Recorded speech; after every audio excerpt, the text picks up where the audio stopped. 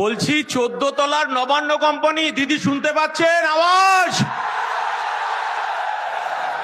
আরে ভাই বস 22-এ আটকেছেন, 23-এ আটকেছেন, 24-এ মঞ্চে আসতে দেননি, 25-এ মঞ্চে আসতে দেননি, 42 দিন জেল খাটিয়েছেন।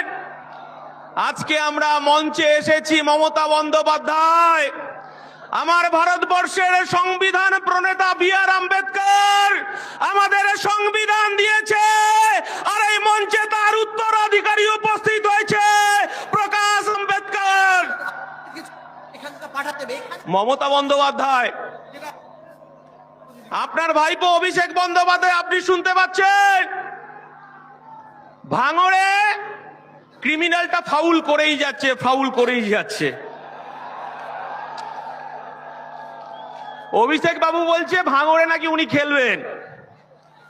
আজকে 21-এর মঞ্চ থেকে আমরা আহ্বান করছি, ভাইপো আপনার পিসিকে ভাঙড়ে খেলতে নামান, আর ভাঙড়ে আমার কর্মীরা খালি পায়ে খেলবে। 21